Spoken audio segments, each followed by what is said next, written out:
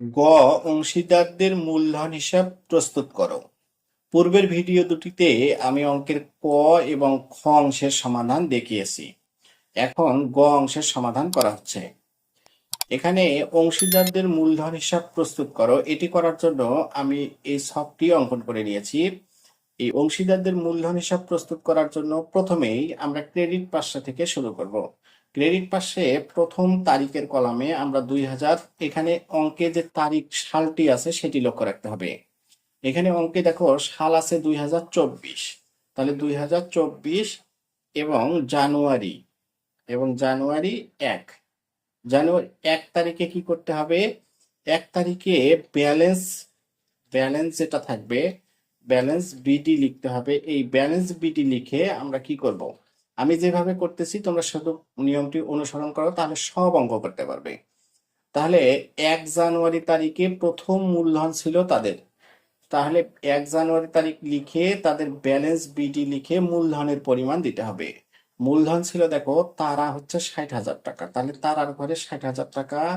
ঝরার ঘরে মূলধন ছিল, ঝরার মূলধনের পরিমাণ ছিল 50,000 টাকা এবং হীরার মূলধনের পরিমাণ ছিল আমাদের 30,000 টাকা। এটি হচ্ছে আমাদের প্রথম কাজ। এরপরে কি করতে হবে? এরপরে ক্রেডিট পাশে জানুয়ারির 1 তারিখের কাজ শেষ হবে, এরপরে হচ্ছে ডিসেম্বর 31 দিতে হবে। ডিসেম্বর 31 দিয়ে আমরা পূর্বের অঙ্কে যে এই অংশীদারদের লাভ লোকসান আবন্টন হিসাব প্রস্তুত করেছি, এই লাভ লোকসান আবন্টন হিসাবের জেরগুলো আমরা এখানে স্থানান্তর করব। এই জন্য যেহেতু আমরা ওই হিসাবের জেরগুলো আমরা এখানে স্থানান্তর করব, সুতরাং আমরা এখানে লাভ লোকসান আবন্টন হিসাব কথাটি এখানে আমরা লিখে দেব, যে লাভ লোকসান আবন্টন হিসাব এখানে আমরা নিয়ে আসতেছি। এই লাভ লোকসান আবন্টন হিসাব আমরা এখানে লিখে দেব। এটি লিখে দেওয়ার পরে এখন দেখো এই যে লাভ লোকসান আবন্টন হিসেবে জের এখানে কি নিয়ে আসবো? এখানে যে ডেবিট পাশের যে সমস্ত লেনদেন আমরা দেখিয়েছি, এইগুলো আমরা এখানে ডেবিট পাশের গুলো এখানে ক্রেডিট পাশে দেখাবো। তাহলে ডেবিট পাশে প্রথম যেটা দেখিয়েছিলাম সেটি হচ্ছে আমাদের মূলধনের সুদ। মূলধনের সুদ আমরা ডেবিট পাশে দেখিয়েছি, সুতরাং এটি আমরা এখন এখানে ক্রেডিট পাশে দেখাবো। তাহলে মূলধনের সুদ লিখবো, যে মূলধনের সুদ। মূলধনের সুদ দেখো এখানে তারার মূলধনের সুদ কত টাকা ছিল? তারার মূলধনের সুদ ছিল আমাদের 3,000 টাকা, তাহলে তারার ঘরে 3,000 টাকা। ঝরার মূলধনের সুদ ছিল 2,500 টাকা, তাহলে 2,500 টাকা। এবং হীরার মূলধনের সুদ ছিল হচ্ছে 1,500 টাকা, তাহলে আমরা এখানে দিলাম 1,500 টাকা। এরপরে ডেবিট পাশে কি দেখিয়েছি দেখো, তারার মূলধন হিসাব বেতন। তাহলে এখন আমরা লিখবো এখানে মূলধনের সুদ লেখার পরে বেতন হিসাব দেখাবো। বেতন হিসাবটা কার ছিল? বেতন হিসাব ছিল তারার, তাহলে আমরা তারার ঘরে আসবো। তারার বেতন কত ছিল? তারার বেতন ছিল আমাদের এখানে 36,000 টাকা, তাহলে 36,000 টাকা দেখাচ্ছি। এরপরে কি দেখিয়েছি আমরা এখানে মুনাফার অংশ, তাহলে বেতনের পরে আমরা এখানে লিখবো যে মুনাফার অংশ। মুনাফার অংশ মুনাফার অংশ এখন আবার তারার ঘরে আসি। তারার মুনাফার অংশ ছিল 9, তারার মুনাফা ছিল 9,000 টাকা, তাহলে 9,000 টাকা। এরপর ঝরার মুনাফা ছিল আমাদের কত টাকা? ঝরার মুনাফা ছিল আমাদের অঙ্কে 9,000 টাকা এবং হীরার মুনাফার অংশ ছিল আমাদের অঙ্কে 4,500 টাকা, তাহলে 4,500 টাকা। তাহলে আমরা কি করলাম? ক্রেডিট পাশে দেখো প্রথমে ব্যালেন্স বিডি লিখে প্রারম্ভিক যে মূলধনটা থাকবে আমরা সেটা এখানে স্থানান্তর করেছি। এরপরে ডেবিট পাশের যতগুলো দফা ছিল, যেমন মূলধনের সুদ, বেতন এবং মুনাফার অংশ, এই তিনটি লেনদেনকে, ডেবিট পাশের লেনদেনগুলোকে আমরা ক্রেডিট পাশে স্থানান্তর করেছি। এটি ছিল আমাদের ক্রেডিট পাশের কাজ। এখন আমরা আসবো ডেবিট পাশে। ডেবিট পাশে আমরা প্রথমেই দেব 2024 যে সালটি আছে এবং ডিসেম্বর, এখানে কিন্তু অবশ্যই 31 তারিখ হবে। ডিসেম্বর 31 তারিখ আমরা দিয়ে দেব এখানে। ডিসেম্বর 31 তারিখ দেওয়ার পরে প্রথম যে বিষয়টি আমরা ওখানে মূলধন নিয়ে নিয়ে স্থানান্তর করেছিলাম ক্রেডিট পাশে, আর এই পাশে আমরা স্থানান্তর করব উত্তোলন হিসাব। তাহলে ক্রেডিট পাশে যাবে মূলধন এবং ডেবিট পাশে হবে আমাদের উত্তোলনের পরিমাণ। উত্তোলন দেখো তারার উত্তোলনের পরিমাণ এখানে বলছে যে উক্ত বছরে তারা ঝরা ও হীরার উত্তোলনের পরিমাণ ছিল যথাক্রমে 9,000, 3,000, 6,000 এবং 3,000 টাকা। তাহলে তারার উত্তোলন ছিল 9,000 টাকা, তাহলে 9,000 টাকা দেব। ঝরার উত্তোলনের পরিমাণ ছিল হচ্ছে 6,000 টাকা এবং হীরার উত্তোলনের পরিমাণ ছিল আমাদের 3,000 টাকা। এগুলো কি উক্ত বছরে তারা, এগুলো কিন্তু মাসিক নয়, পুরো বছরের উত্তোলনের পরিমাণ বলছে। যদি এগুলো মাসিক থাকতো তাহলে আমরা এখানে 12 দিয়ে গুণন দিয়ে বসিয়ে দিতাম। যেহেতু এগুলো প্রতি উম, প্রতি এক বছরের উত্তোলন, সুতরাং এখানে আমরা কোনো কিছুই করিনি। এরপরে আমরা যেমন ডেবিট, এখন এই পাশে আমরা কি করব, অনুরূপ ভাবে এখন আমরা ওখানে এই লাভ লোকসান আবন্টন হিসাবটাকে স্থানান্তর করব। এই লাভ লোকসান আবন্টনের ডেবিট গুলো যেমন ক্রেডিট পাশে দেখিয়েছি, অনুরূপ ভাবে এখন ক্রেডিট পাশের যে লেনদেন গুলো আছে এই ক্রেডিট পাশের গুলো আমরা এখন ডেবিট পাশে দেখাবো।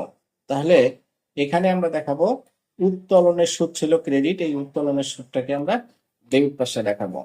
ডেবিট পাশে দেখো উত্তোলনের সুদের পরিমাণ হচ্ছে তারার ছিল 225 টাকা, ঝরার ছিল উত্তোলনের সুদ হচ্ছে 150 টাকা এবং হীরার উত্তোলনের সুদের পরিমাণ হচ্ছে আমাদের অঙ্কে 75 টাকা। এগুলো দেখানোর পরে আমাদের অঙ্কে স্বাভাবিকভাবে আর কোনো কাজ থাকে না। এগুলো দেখানোর পর অঙ্কে আর কোনো কাজ থাকে না। এখন আমাদের যোগ বিয়োগ করতে হবে। এই যোগ বিয়োগ করার জন্য সবসময় মনে রাখবেন যে এখানে ক্রেডিট পাশের যোগফল অবশ্যই সবসময় আমাদের বেশি হবে। যেহেতু ক্রেডিট পাশের যোগফল আমাদের বেশি হবে, সুতরাং ক্রেডিট পাশ আমরা আগে ক্লোজ করে দেব। ক্রেডিট পাশে আমরা ক্লোজ করে দিলাম। অনুরূপভাবে ডেবিট এই সোজা এই পাশে আমরা এটা ক্লোজ করে দিলাম। এখন ক্রেডিট পাশে আমরা আগে যোগ করব। ক্রেডিট পাশে দেখো এই তারা পুরো টাকা যোগ করলে হবে 60,000, 3,000, 36,000 এবং 9,000। এই তিনটা টাকায় যদি আমরা যোগ করি তাহলে এর টাকার পরিমাণ হবে 1,08,000 টাকা। ঝরার টাকা যোগ করতে হবে, ঝরার টাকা যোগ করলে হবে আমাদের 61,500 টাকা এবং হীরার টাকা যদি আমরা যোগ করি তাহলে হবে 36,000 টাকা। এই 36,000 টাকা এই তিনটা টাকাকে লেখার পরে এই তিনটা টাকা যখন আমরা লিখবো তারপরে কি করতে হবে, এই তিনটা টাকাকে এখানে আমাদের কি করতে হবে, এই তিনটা টাকাকে আমরা ক্লোজ করে দেব। এখানে ক্লোজ করে দিলাম, 3 টাকায় ক্লোজ করে দিলাম এবং এই তিনটা টাকায় অবশ্যই আমাদের এখানে এই পাশে নিয়ে আসলাম। এখন কি করতে হবে, এই যে দেখো তারার কাজ, তারার হচ্ছে 1,08,000 টাকা। 1,08,000 টাকা থেকে তারার ঘরে কত টাকা মোট হচ্ছে টাকাটা যদি আমরা বাদ দিই, এখানে ডেবিট পাশের যে টাকাটা এর টাকার থেকে যদি এটা আমরা বাদ দিই তাহলে এর টাকার পরিমাণ হবে 98,725 টাকা। ঝরার হচ্ছে মোট আয় ছিল 61,500 টাকা। এখান থেকে এই বছরে এর যাবতীয় লেনদেন গুলো বাদ দেওয়ার পরে এর টাকার পরিমাণ হচ্ছে আমাদের 55,350 টাকা। অনুরূপ ভাবে হীরার 36,000 টাকা থেকে যদি 3,000 এবং 75 টাকা বাদ দেই তাহলে আমাদের টাকার পরিমাণ হবে 32,925 টাকা।